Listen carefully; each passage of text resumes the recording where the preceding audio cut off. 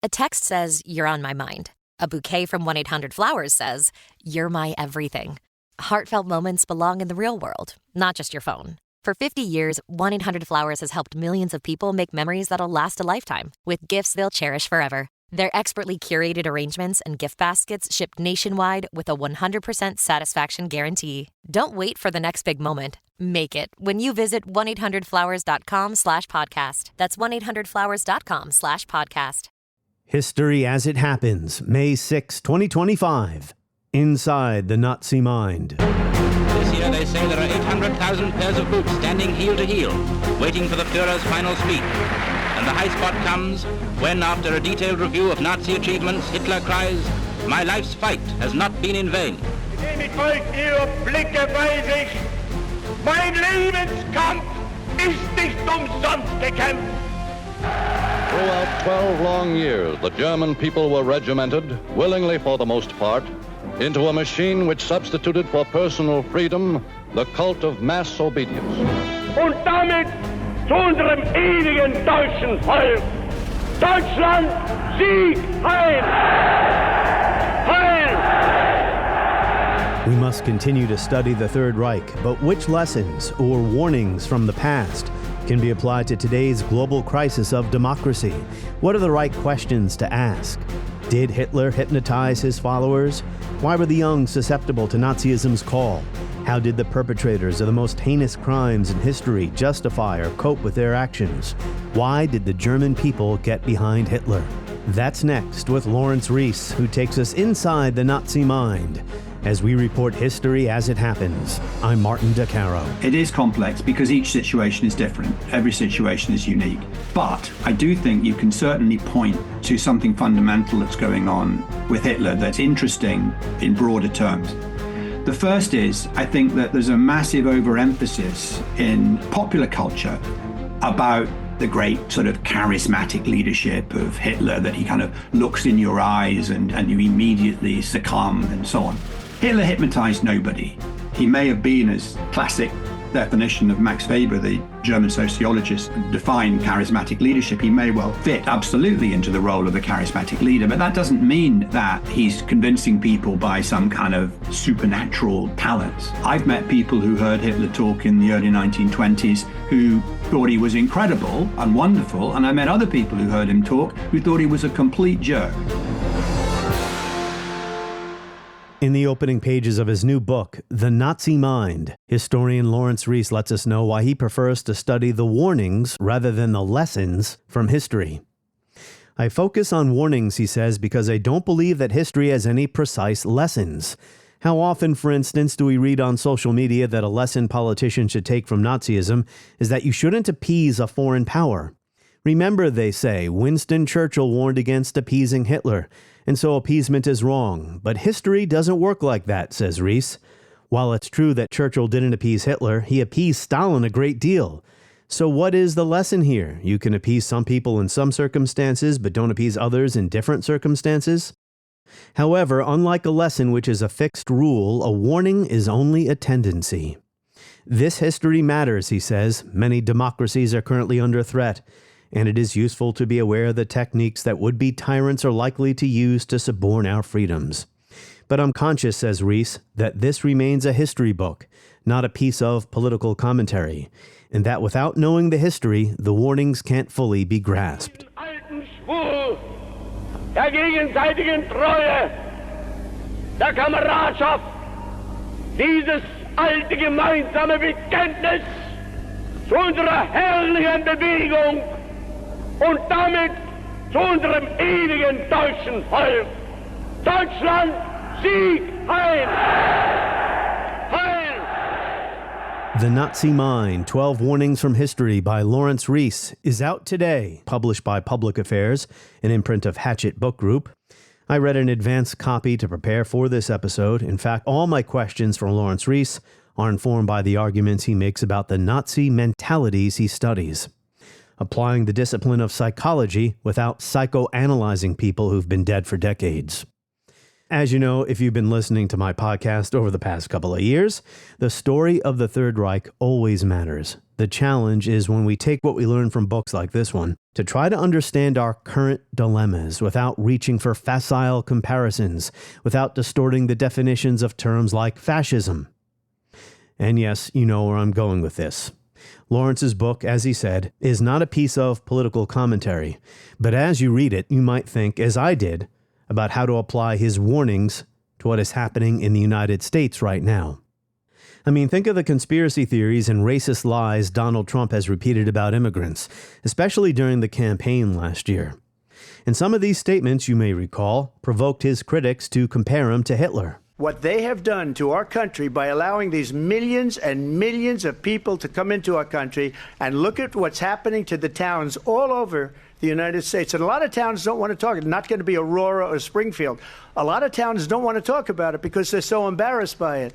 In Springfield, they're eating the dogs, the people that came in. They're eating the cats. They're eating the pets of the people that live there. They're poisoning the blood of our country. That's what they've done. They poison mental institutions and prisons all over the world, not just in South America, not just the 3 or 4 countries that we think about, but all over the world. They're coming into our country from Africa, from Asia, all over the world. They're pouring into our country. Nobody's even looking at them. They just come in. And it's true. They're destroying the blood of our country. That's what they're doing. They're destroying our country. They don't like it when I said that. And I never read Mein Kampf. They said, oh, Hitler said that in a much different way. Donald Trump is not Hitler. Hitler was Hitler.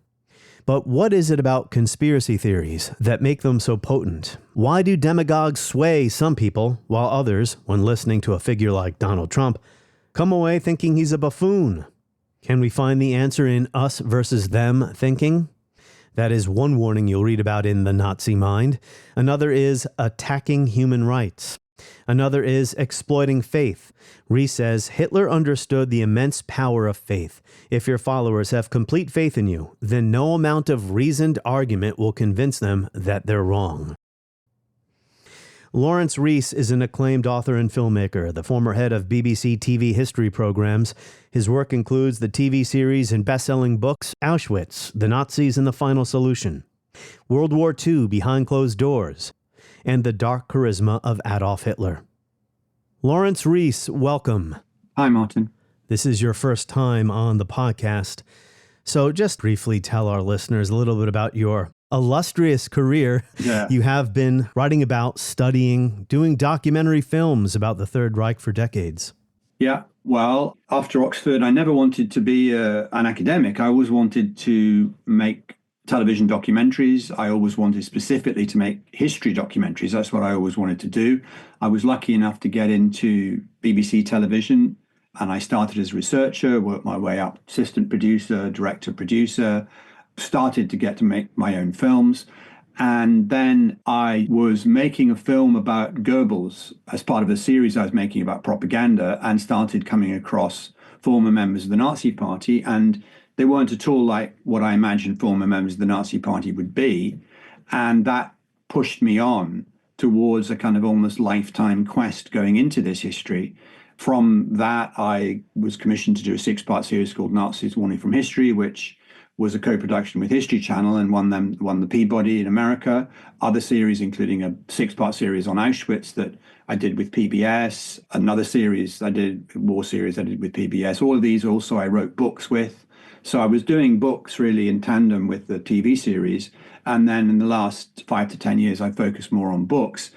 The great joy of my working life was that I got to meet people who were actually there, and they're all dead now, and almost all of them dead. So I was incredibly fortunate in the period in which I was interested in this, because many former Nazis were just retiring from their jobs and able to speak freely, but they were still compos mentis. Terrifying thought to me now that many of them must have been my age. That's really scary thought to me to think of, but I thought how old they were. Anyway, also the other huge lucky break I had, and me and my colleagues had, was that the fall of the Berlin Wall in 1989 opened up the whole of Eastern Europe to us to be able to go and film interviews with people who'd never been able to speak freely about the war before. So Yeah, that combination was just incredibly fortuitous for both the books and the TV. And your most recent book is excellent. The Nazi Mind, 12 Warnings from History, not lessons. You make it clear you're not talking about lessons, you're talking about warnings. So people who read this, as I read it, I couldn't help but think about what's going on in my own country and the world today, about this authoritarianism, this authoritarian lurch in the United States and elsewhere. We do have to be careful, don't we, about drawing comparisons between the Nazis and anyone else, right? Yeah, I don't do that in the book at all. And the reason I don't do that in the book at all is twofold. One is it's taken me 35 years or more of study to feel qualified to write a book like this. I'm not qualified to know what's going on politically in your country at the level of depth to be able to start talking knowledgeably about it in a way to your audience that they don't know more than I do. I mean, I know no more than an informed person trying to keep in touch with the media and everything, but I've not studied it. But secondly, what I wanted to try and do with this was to create a kind of template that anybody in any of the countries the book's going to, and it's sold to many, many foreign countries. I'm going to France in a couple of weeks for the French launch, for instance, or the Spain or South Korea or so, any different country. What I hope is that anybody who reads it sees themselves the issues reflected in their own country because of their own knowledge of it. So that's what I hope to do, to provide, if you like, a template by which other people can make the judgment about, well, that reminds me, just like you were saying, that reminds me of this or that. Trying to understand why millions of people, whether it's in Germany in 1945 or, I don't know, Japan today, the United States, Russia, wherever, why they get behind leaders who might be rather terrible people, or they set aside their scruples for political reasons or opportunistic career reasons, what have you. Well, it's incredibly complicated. Yes. It's terrible because I started as a TV producer and it used to drive me crazy when I talked to an academic and I'd say, what about this? And they just go, well, it's very complicated. I go, oh, come on, read my brain. And now I find myself doing it all the time. So karmatic consequence right there. It is complex because each situation is different. Every situation is unique. But I do think you can certainly point to something fundamental that's going on with Hitler that's interesting in broader terms. The first is, I think that there's a massive overemphasis in popular culture about the great sort of charismatic leadership of Hitler, that he kind of looks in your eyes and you immediately succumb and so on. Hitler hypnotized nobody. He may have been, as classic definition of Max Weber, the German sociologist, defined charismatic leadership, he may well fit absolutely into the role of a charismatic leader, but that doesn't mean that he's convincing people by some kind of supernatural talents. I've met people who heard Hitler talk in the early 1920s who thought he was incredible and wonderful, and I met other people who heard him talk who thought he was a complete jerk. So it depends on what you're bringing to it. It depends on what you in the audience are bringing to it, to what you think. First point. The second point to make is that in 1928, 8 years after Hitler launched the party program in Munich, 8 years, in 1928, the Nazis got 2.6% of the vote. They were looked on as a joke by many people. So if his charisma and it was so amazing, what went wrong when he got 2.6% of the vote? And in just a few years' time, 5 years' time, he goes on to be Chancellor of Germany. How come? What happened at the head of the largest party? Well, what happened was a number of things, primarily the massive economic depression, but secondly, a sense within Germany that democracy had failed, which is complicated, but nonetheless, that's what they felt. And they felt because they were going in this cycle of voting and nothing really was changing. So something had to change. And they turned both to the Nazis and some people to the communists. So you saw the whole country bifurcating. The key thing to remember, one of the key things to remember, 1932, a majority of Germans in voting either for the Nazis or the communists knowingly voted for parties committed to destroying democracy. They knew it and they voted for it. And that seems to me to be a phenomenal warning, because people think, there's a real tendency for us to think that once democracy is established in a country, people are going to think it's so fantastic, they'll never vote it away. Well, just study this period. You say Hitler did not hypnotize anybody, that people who listened to him and liked what he had to say were already inclined to believe or want to believe in those ideas, whether it was anti-Semitism, German nationalism, making the country great, getting back up on their feet after the Treaty of Versailles and defeat World War I. Yet Hitler did have an ability to tap into people's emotions. He did have an ability to connect with people because, you're right, 1928, only 2%. But even before that, among the far right in Germany, the Nazis were not extraordinary. They were offering what the other far right fringe parties were offering. But they had Hitler. And in 1932, although the Nazis, that was their high watermark, we can say only 37%. That's actually quite an impressive figure when you consider how broken apart late Weimar German politics were. No one was able to get a majority of the vote of all the parties, so 37% is actually quite impressive in that context. And the difference was Hitler. He did have a way of connecting with people. Well, the difference is Hitler and the organization around him and the people around him and the way it was constructed. And Hitler, absolutely, of course he had unique personal qualities, but it's a mistake to think that if you met him, you'd be necessarily impressed. I quote the American journalist who met him, I think, in 31 or 32, and was predisposed before he came in to be interviewed that, this is going to be the coming man of Germany. And she said something like a minute or two in, and I quote it in the book, I realized this guy's, he's a little man. Nothing's going to happen. I think the higher up the elite you were, the more inclined you were to think he's just a waste of space and a jerk. What's going on with, in quotes, ordinary people, unquote, is that he is doing something very special, which is he is speaking to not just their innermost needs and prejudices, but he's doing something extraordinary. What he's doing is, this is where I talk about having talked to Robert Sapolsky, the great neuroscientist at Stanford. He's taking the them and us dichotomy, which we all naturally have, the tendency to split people we're dealing with into them or us. And what Hitler's doing is taking that emotional feeling, which is a look at the themness of people, which his audience, many of them, are predisposed to have. And what he's doing is he isn't just saying, you're right, to the audience. He's saying, it's so much worse than that. He's expanding away their prejudices and their feelings in such a way that the other parts of the brain that come in and go, hold on a minute, let's rationalize this, he's trying to suppress. He's not doing it because he knows any psychology. So what's happening is he's expanding the space of hatred, fear, prejudice, and so on, so that it's an emotionally charged environment. And what he's doing is even more important than is often forgotten, is he's offering them a dream. So you do that and you say, we're under horrendous threat from these people. It's horrendous. It's worse than you thought. It's a nightmare. And then he says, but there's an answer. And the answer is, we all pull together in this Volksgemeinschaft, this fuzzy idea of the people's community where we're all classless, and Germany will be this wonderful, great nation again, because we'll have the people's community that we all belong to, and we'll expel all these people who are causing us damage. He spoke in absolutes. He didn't just say, well, if we don't do this, a couple of bad things will happen and in a couple of weeks we'll be okay. He said, if we don't do this, we will simply cease to be a nation of people. So that's crucial. Yeah. There's a lot of very interesting psychological work done on the use of hyperbole. And I think it is really interesting, which is that what Hitler's doing all the time is massively hyping everything up. It's always either or. It's always, as you say, either we do this or catastrophe, either we do. And it creates, I think, in people a sense that they're living at a pivotal moment in history.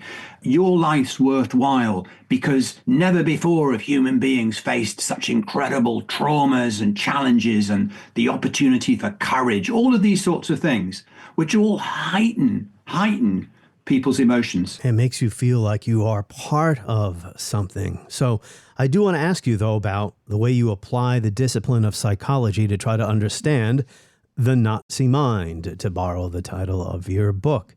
I want to talk about the risks for a historian of applying psychology to the behavior of historical actors because, I don't know, are there some universal truths or theories, us versus them, as you mentioned, that can help us explain the Romans as much as the Nazis, as much as the January 6th rioters, talking about different peoples living in different cultures at different periods of time?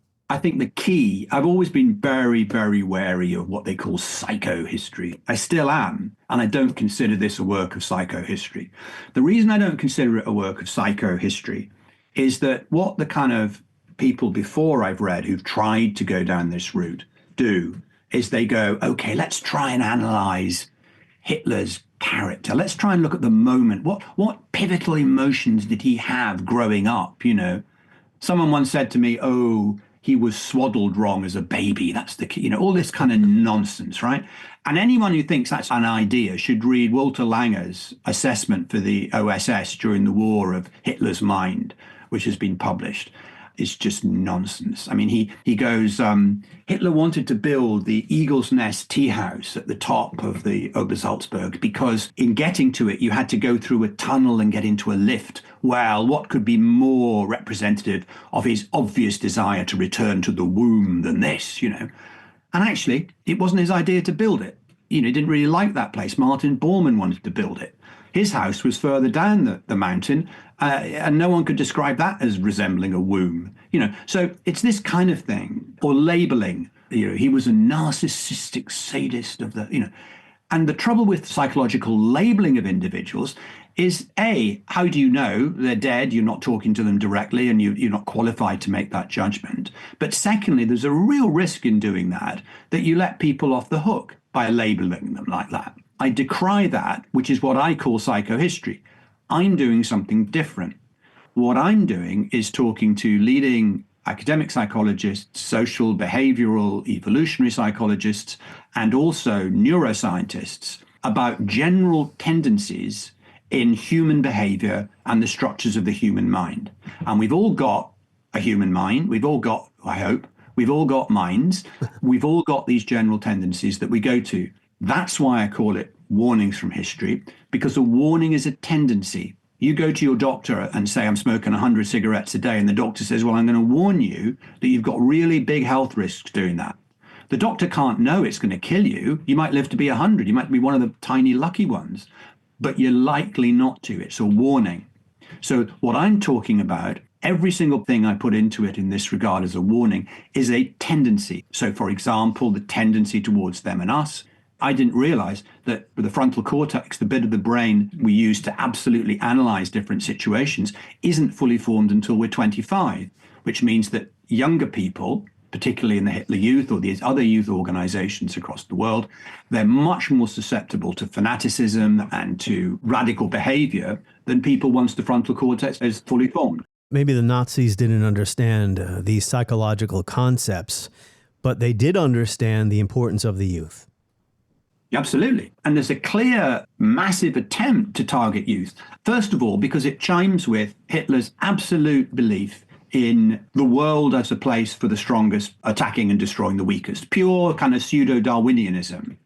And that's appealing, I think, to many young people because it's about forget your parents, take what you want. You want it, have it. It's kind of like this hyped up masculinity idea of, you know, whatever you want, if you can take it, it's yours because you're strong and you can have it. Well, obviously, if you're older and weaker, you're not going to necessarily subscribe to that. But it's something that can be appealing to young people. Also, the idea of fights and marching and drums and, it's a kind of emotional, visceral feelings that are particularly appealing to people in that kind of age group. Some of these bogus psychological ideas have also been applied to society at large, not just Hitler. The idea that Germany was an authoritarian society and that made it susceptible to Nazism. Now, the Nazis were unique in many respects, but they're certainly not the only extremist political movement in history to start wars, commit atrocities, and the German people are not the only people in history to be swept away by a demagogue. And this is where I took what I learned in your book and applied it to my own situation today as an American. And let me just preface what I'm about to say by reminding everyone listening, Trump is not a fascist. We don't have a fascist movement in the United States. Republicans are not Nazis. Donald Trump is not Nazi. He's not a Hitler. The Nazis were poisoning mentally disabled children to wipe them out because they were, not worthy of life. They were useless eaters, to borrow a Nazi term. They wanted to conquer all of Eastern Europe, exterminate the Jews and starve to death and dislocate tens of millions of Slavic people. We're not in that universe in the United States today. But, Laurence Rees, looking at Hitler after the beer hall push in 1923, I'm thinking about how Americans put their faith in Donald Trump again after the January 6th riot. I guess what I'm trying to say is that all peoples, not just Germans in 1933, all peoples are susceptible to this type of demagoguery or, us versus them thinking. Conspiracy theories, paranoia. I'm not qualified to make these sorts of judgments about your country. I wouldn't presume to. That would be amazingly presumptuous. I think, though, what one can say about leadership is one of the things that I discovered were two things that might help in this sort of situation. That I don't think necessarily apply with you. You have to make a judgment about that. But the first is, what I learned from studying the psychology of leadership for this is something that surprised me, which is we tend to think when you open a magazine, it's like how to be a great leader, 12-point plan, here it is. I've got to turn up earlier than everybody else. I've got to, the whole checklist. Right? And what I understand now about leadership is that actually that's a completely back to front way of looking at it. The crucial thing that you do if you want to be a great political leader is you have to convince your followers that you're one of them. We're all in it as us. Hitler was very, very careful all the time to say, I'm a simple front soldier, I don't pretend to have the education of all these people, but look where the officer class got us. What we need is leadership of someone who can stand the bullets of So what you have to be is projecting yourself as he or she, but in this case with Hitler, he's one of us. And the problem with that, if you're an intellectual or you have any kind of intellectual leanings, is you can't really viscerally understand it because you go, well, hold on a minute. I remember the beer hall trial, the trial of the beer hall putsch that you quoted. I mean, there's some amazing testimony from an aristocratic German officer who goes, he's like a rabble rouser. I mean, what I just don't get it. It just makes no sense, And of course, because the guy's a highly educated aristocrat and he's just bemused. But that's because he's not one of the us that the leaders are appealing to. So that's the first point. You've always got to remember that it's very difficult because certainly in this sort of situation, if you've got any form of intellectual pretensions, you're the very people who are not the us that he's leading. And the second thing to bear in mind, just to finish on, is we always think, or we have a tendency to think, don't we, that people make a positive choice about who they're going to vote for or who they want. Actually, a lot of the time, I think, people are making a massive comparative choice. So they're looking at what the other option are and very often going, my God, that's a whole lot worse. So actually what they're doing is going, well, give it a go because I sure as hell don't want that lot to get power. That's right. The Nazis had their die-hard fanatics, but that wasn't enough to get them into power. Many people eventually came around to voting for or supporting or just kind of saying, all right, I'll live with these people because everyone else who's tried to run the country has failed too. They didn't suddenly come around and be converted to Nazi ideology. No. There's a huge group who recognize that something's gone really badly wrong with democracy and they need change and they're prepared to give it a go. Law and order. But bear in mind, Hitler could never have become chancellor if it hadn't been for the connivance of the elite above him, who make a colossal misjudgment about him, exactly along the lines we're talking about. Infamously, Franz von Papen, who became deputy chancellor, he's just, when people say, why have you supported Hitler as chancellor? And he goes, don't worry, we've hired him. He has the mass popular support, kind of the great unwashed. But don't worry, we'll run him. It's not a problem. Well, look how that turned out, Yeah. So you can find that the elite, because they were looking at Hitler and going, look at the guy, he's not that impressive. What's the problem? They then make a massive misjudgment about getting into bed with him. Von Papen said something like, we'll have him cornered and he'll be squealing like a mouse before you know it, something like that. And of course, Hindenburg called him the Bohemian Corporal. He despised Hitler. Yeah, he said that wonderful, not wonderful, but he said that crude joke about after the first meeting with him. He said, my God, the only office this guy's fit for is Postmaster General, and you should get that because when he's licking my stamps, he's licking my backside. That's right. Complete contempt. Hindenburg on the cover of the stamp. So it is hard to know exactly how popular Hitler eventually became, but most scholars I've spoken to, like Ian Kershaw, Richard Evans, yourself in your book, he was popular at one point because his successes, especially in the foreign policy realm in the 1930s, did not lead to the all-out war that people dreaded. So it seemed like he had this Superman-type power of being able to score victory after a victory, and Germany was becoming great again, and we're avoiding war. My point here is to my earlier observation about people who weren't dedicated Nazis. Maybe they reached an accommodation in their own minds with the regime. Okay, I don't love these guys, but I have to live with them. Though, he is talking about something we all can agree on, and that is Germany was mistreated after First World War, and we should be a great nation again. How did the vagueness, those kind of nebulous ideas, the vagueness of the Nazi platform help broaden its appeal and maybe hide the more sinister designs the Nazis had? First thing to say, I completely agree in the sense that it's almost impossible to overestimate the effect of the trauma of losing the First World War and the revolutions in Germany immediately after it. If you didn't fight in that war or live through it, or as a kid you saw your parents go, it's an unbelievable trauma that lives on. And the Second World War, it's very, very, very much fought for the Germans, I think, in the shadow of all of that. And so many people are incredibly open to a rhetoric which says, we're going to be great again. It's a classic of looking back into history and finding in it what you want to in order to justify where you are. That's why not many people realize they call it the Third Reich, because they're looking back first to Bismarck and then to the Holy Roman Empire as great periods. So it's like, it is that we'll be great again. This is the third go. We're going to be great again in the Third Reich. And this time it's going to last 1,000 years. So it's very much drawing back that we were unbelievably great. We can be again. That's absolutely the message. And that, I think, is attractive to millions of people dealing still with the depression and the trauma of the war. And that's where this vision of the Volksgemeinschaft is so crucial, which is this vision that we're going to move towards a kind of paradise where all Germans are actually equal, and not equal financially, but equal in the sense of equal dignity and equal respect.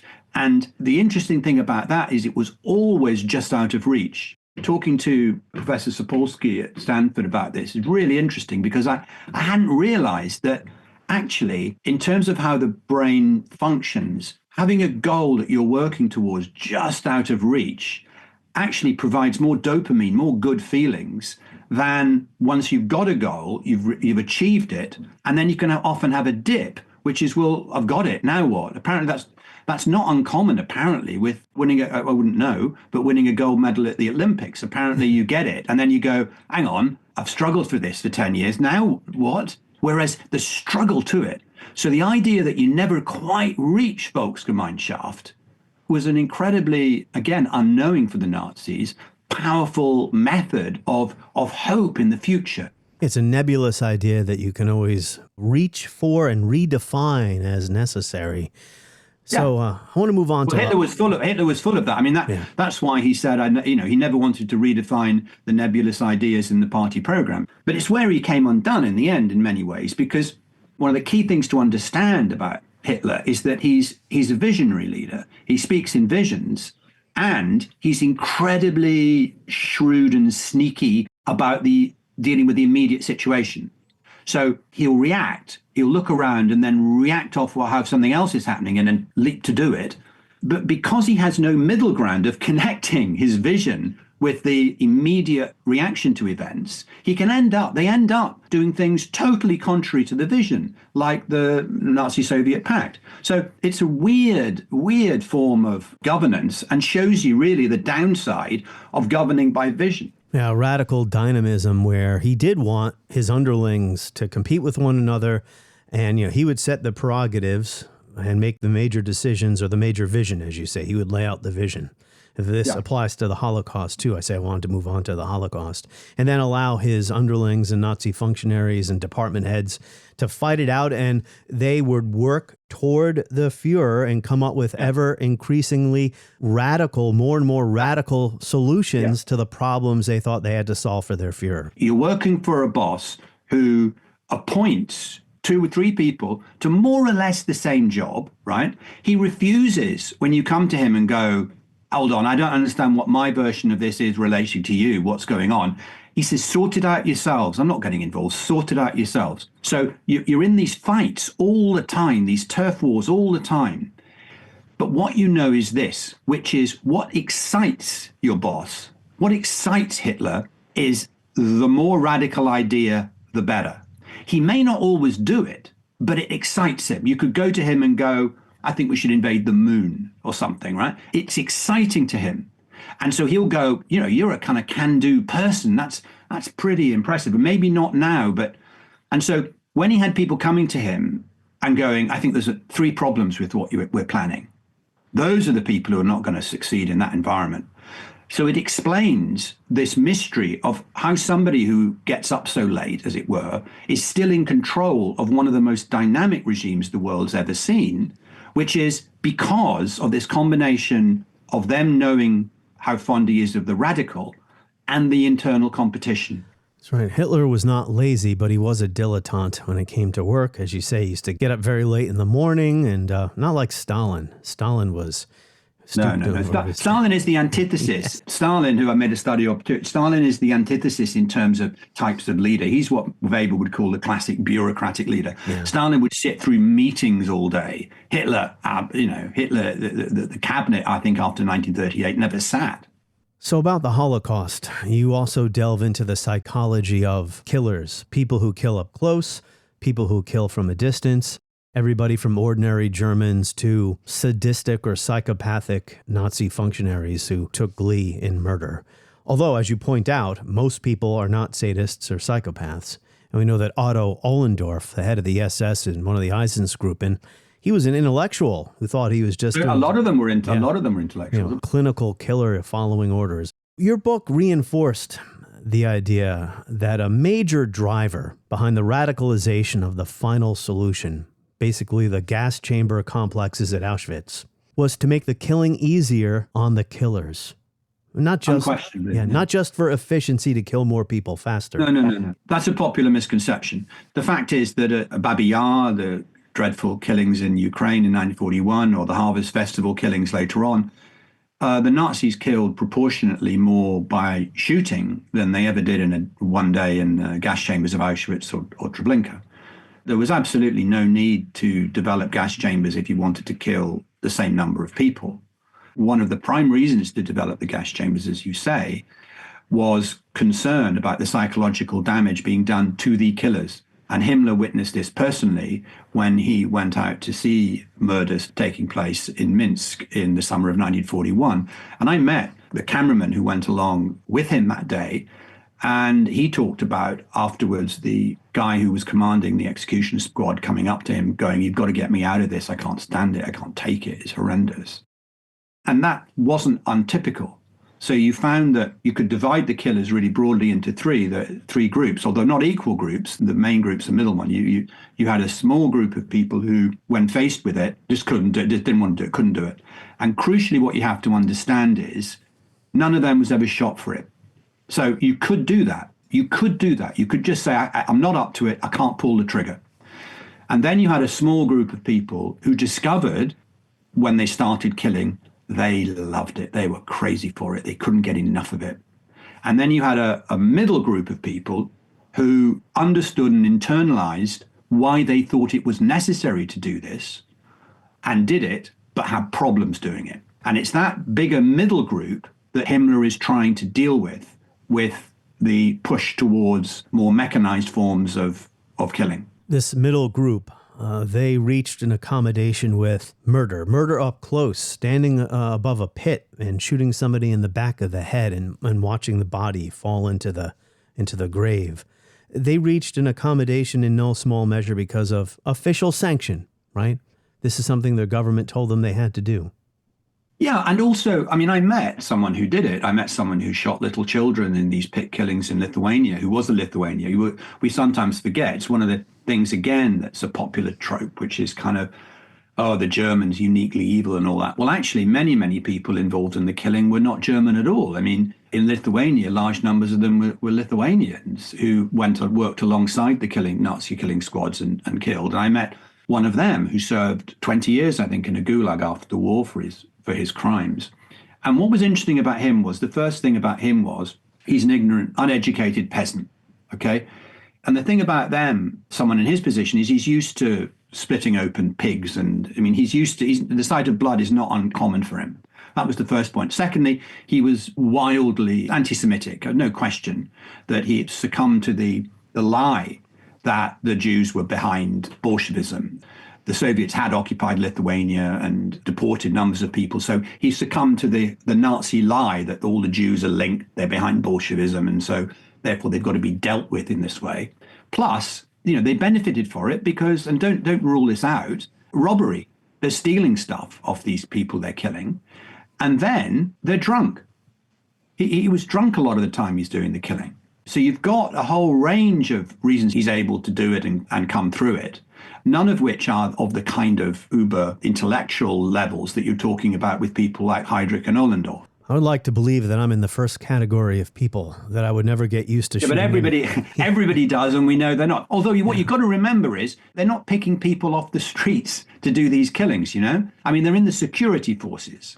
So they've made a certain decision about belonging to the security forces before they're taking off to do the killing. They're not taking the tobacconist at the end of the road and saying, giving a gun and saying, right, kill a kid. But in Lithuania, Ukraine, elsewhere, the locals did not have to be forced into, helping round up Jews. No. There are massive, massive amounts of anti-Semitism in many of these places. Speaking of not having to twist people's arms to have them commit horrible crimes, the medical profession. Oh, yeah. Right. In Germany, you get into this when it comes to the euthanasia program. Matter of fact, the first gassings were of the mentally ill, the mentally disabled. Nazis were experimenting with different ways to kill people, not to make the death easier on the poor victims, to make it easier on the minds of the people doing the killing. Why did German doctors, what were they believing in? Some kind of eugenics or something to go along with this? Talking about the euthanasia program, which is also a misnomer. A big piece of your book is the use of euphemism to hide things and help people cope, right? It wasn't really euthanasia because there's no consent, but go ahead. No, I mean, that's right. So that's why, part of the scandal is the vast majority of medical professionals involved in this never were charged with anything. Many of them went on to have, become your local doctor after the war. So that's one terrifying point to make about this. Why were they doing it? They were doing it, I guess, because the study of Nazi doctors, plus also I did an examination of Soviet doctors who mistreated dissidents, plus I met and interviewed a Japanese doctor who did some of the most horrendous experiments on Chinese people without anesthetics, with it, just unspeakable. And he became the local general practitioner after the war, And then when he retired, everybody wrote letters to him saying, oh, you're so kind and lovely, which I think is interesting about the situational ethic. Anyway, why specifically in Germany are they doing it? Well, the whole thrust of Nazi belief system is the sense of unworthy lives versus worthy lives. That's the whole core of it. How can you be unworthy? You can be unworthy by not being part of the Volksgemeinschaft, by being racially wrong as far as the Nazis are concerned. For example, the Jews or the Slavs or the Sinti and Roma. So you can be in that category, which is an obvious category for them in terms of there it sits. But you can also not be a worthy part of the Volksgemeinschaft by being seriously mentally or physically disabled. And what we've got to understand here is it's the seriousness. So people often say, oh, they're killing the disabled. They're not. They're killing selected disabled. The majority of disabled in Germany at this period were veterans of the First World War. They're not killing them. They're actually giving them a pension and, treating them as, well, you were a kind of great noble sacrifice. So if you're a doctor, you're not being asked to kill every disabled person you come across.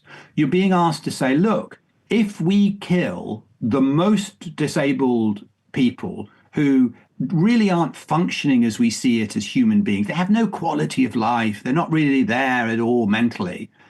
Is that such a terrible thing? Isn't that, they would say, a mercy killing? It's a mercy killing, plus we release budget back into our hospital because we no longer have to care for these people who have no hope of recovery. So they're conning themselves that actually they're doing this is a service to the state. And that fits into philosophically what's happened to doctors. The purpose of a doctor that we see, I hope, has one purpose. How can I beneficially treat the person in front of me? The German doctors of that period were told they did not have that just as one purpose. They also had the purpose of how can I treat the health of the state by treating this person? And so you have two goals, and they could often be competing goals. Health of the race as well, right? Because apparently they believed that these types of problems were hereditary. You could pass them on. Yeah, and that's why the first thing they did was pass, in the early 30s, as soon as they come to power, they passed sterilization laws. And bear in mind, lots of other countries, I believe, including America, have passed compulsory sterilization laws. I may be corrected on this, but I seem to remember that, against certain categories of disabled. When people criticize them, they say, well, hold on, we're not doing anything anybody else is. And when it gets to the killing, the actual killings, they're doing that once the war is nearly happening or the war is happening. And so it can all be packaged up in the turmoil of the conflict. Ian Kershaw has said, the road to Auschwitz was paved with indifference. So there's this idea, and it's not incorrect, that Germans could not speak out publicly, protest the regime, because they would have landed in prison, concentration camp, or worse. We can think of the White Rose Resistance movement, Sophie Scholl and her brother Hans. They were beheaded by guillotine for a piece of paper, right? Because they condemned Hitler and the war that was leading Germany down the road to catastrophe. So there's a lot of truth to that. Germany was not a free society. However, in two instances, we did see, maybe this is evidence that there could have been more protest, say, about what was happening to the Jews. Germans protested the euthanasia program. That was the Bishop of Munster, I believe, von Galen, from his pulpit. Right. Yep. And the regime did not do anything to him, although they would have liked to. And the removal of the crucifixes from classrooms in a very Catholic area of Germany. I guess that would have been Bavaria. Yep. That caused a public uproar. People publicly protested what was going on there. And there the regime did not crack down. What does that tell us? The crucial thing you have to understand about those protests is they were protests from members solidly within the Volksgemeinschaft against actions against people in the Volksgemeinschaft. Think of the damage that would have happened to the Nazis if they'd done something about the women in Bavaria protesting about the crucifixes. They're writing back to their sons and husbands on the front line of the Eastern Front. The regime had a real problem with that. It goes to the fact they had a real problem in dealing with religion anyway, because Hitler is managing a situation in which he has some of his cruelest people are absolutely very strong Christian believers, and a whole load of other of his most crucial people are rabid atheists. So he's managing all this in a way whereby he believes after the war, I'll deal with religion, but it's too incendiary for me to deal with it now. But the crucial thing about those protests is they are from people within the Volksgemeinschaft protesting about what's happening to other people within the Volksgemeinschaft. If they'd gone out on the streets and protesting about the Jews, I think it would have been very, very, very different. That what would have happened would have been very different than what happened with those two specific protests. And that's if a large number of people even wanted to protest what was going on to the Jews. Not that they wanted them all to be murdered in a gas chamber. Germans saw what was happening. They saw Jews being removed from their communities. Yeah, but you see, a really interesting thing about that, Martin, is I met a lady who had been a teenager during the 30s, and she was so pro the Nazi regime. She said it was a better time for me than it is today. I mean, that was back in the 90s when I met her. Imagine it. It was a better time in her view. And so we said to her, well, hold on a minute. What about 1941 and the Jews wearing the yellow star and so on. She said, oh, well, obviously that was terrible. She said, we had this nice woman living in the street behind us. We didn't know she was Jewish until we saw the yellow star, and we saw her, it was terrible. I felt so sad for her. It was awful. And she was deported the following year, 1942. And I said, how did that go? And she said, well, that, I'm paraphrasing it now, but there was a sense that it was easier because they just weren't around anymore. And they'd probably gone off somewhere to some other country or place and I thought, this is terrifying because it shows how you react to suffering when it's right in front of you. But actually, as long as the person is just taken away one day, you go, well, it just simply stops being top of mind. Why was Nazi propaganda effective? That's give me a break. That's like one of my earliest influences around Professor David Welch has spent his entire life, as far as I can see. Yeah, I know. It's a big question. Studying Nazi propaganda. So, vast question. Yeah. Well, Goebbels, he understood that you couldn't lie to people, right? That there was a cost of over-promising and under-delivering. And he didn't want Nazi propaganda to be too Nazi. He didn't want to hit people over the head with it because he knew it wouldn't be effective. Right. Yeah, that's right. I mean, he, going back 35 years, I made a film and wrote a book about Goebbels. And I met many of the people who worked with him. One of the things that surprised me about it was his enormous love of entertainment films. One of his favorite films was Snow White and the Seven Dwarfs. I mean, he was amazed at the Disneyness of that. He loved Disney, and he loved Gone with the Wind was another film he absolutely loved, and he loved the emotional impact that film can have. The vast majority of films that he presided over had no overt propaganda in them at all. Why was that clever? It was clever because he understood one meeting he had with people involved in German radio. The first thing he said was, at all costs, avoid being boring. That was his message to them. At all costs, avoid being boring. And the trouble with most propaganda is it's incredibly boring. He was always trying, and sometimes often failing, not to make boring propaganda. But with entertainment films, he could actually enthuse and reward the audience by this kind of schlock stuff. But also, one of the most powerful, horrendous, insidious pieces of anti-Semitism ever made is a, quote, entertainment, unquote, film he made or oversaw called Yud Sus, which is a historical story, allegedly, he altered the history completely, of a Jew who was an advisor to a ruler of a German state who then, through his Machiavellian techniques, ends up raping this Aryan woman and so on. That film was tremendously effective as a piece of entertainment with this message, with this vast anti-Semitic message in it. And that was a very, very sophisticated way of getting this horrible, evil message across.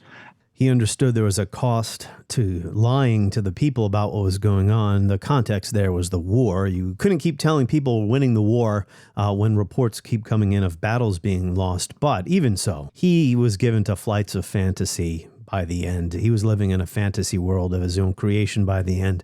And as you say here on page 313, he and his wife are remembered as two of the most heartless parents who have ever lived because they poisoned their 6 children at the end of the war because they did not want them to grow up in a world without Hitler. So he was a fanatic, even though he could sound logical at times. Yeah. And also the crucial thing, when I talked about that to one of the people who knew him a long time ago, and I was talking about it in the context of film, and this guy said to me, yeah, you got to understand that's a film ending. He's trying to create this kind of epicness of sacrifice to Hitler and so on. One of the last films he made was an extraordinary film that people don't know about, a color feature film called Kohlberg about a historical example of German resistance to the Napoleonic War. And he was diverting troops from the front line to act in it as extras. One of the guys I met said he questioned Goebbels and said, what are you doing that for? And he said, well, we're going to lose the war, but at least we can make this great film that will live on. And then, years afterwards, people will look at it and go, my God, that was an incredible film that we made about resistance to foreign forces and so on. So he's beginning, I think, in his mind at the end to kind of see himself as some kind of movie character. This is madness. So last thing here, Laurence Rees. And this also tells us something about the human condition or human beings across cultures, across time, maybe something we all have in common. And that is when Hitler begins to lose his charismatic grip on the German people. It wasn't because of anything he necessarily did or because suddenly people realized that he was a bad person. It was because the war went bad for Germany. So now people are having second thoughts. Yeah. I mean, but this is absolutely typical of a charismatic leader. If you're a charismatic leader, this is why you're so vulnerable. You're vulnerable when there's such a gap between the rhetoric and the reality, they split apart. You go back to the pharaoh Akhenaten, thousands of years ago, and he did something radical in ancient Egypt, which is very much portray himself as God, okay? And the trouble with portraying yourself as God is what happens when God gets old and sick. Well, you're not such a God now, and so your charismatic authority begins to wane, and eventually it goes because, hey, you're not. The promises simply are so at odds with the reality that it becomes a joke. And that's when you get involved with terror and violence in a big way. What you do then is you fill that gap with oppression. It was always an oppressive regime. Of course it was. It was always a terror regime. Of course it was. But that post-Stalingrad in 1943 is really hyped up with the appointment of Himmler of the SS as interior minister. And they start hanging deserters, not just hanging deserters, but hanging people who are moaners. And Goebbels, as I quote in the book, starts writing in his diary about how things have picked up a bit since we're hanging people who are complaining. You do that in that situation because all that's left for you as a charismatic leader whose promises now are nonsense, the only thing left for you is to stay there and fill it with violence.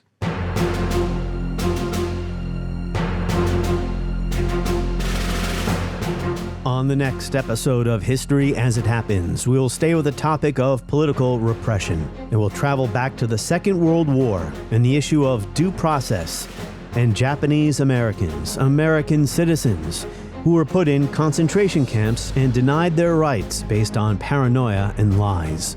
That is next with David M. Kennedy, as we report history as it happens. New episodes every Tuesday and Friday, my newsletter every Friday. Sign up at historyasithappens.com or just go to Substack and search for History as It Happens.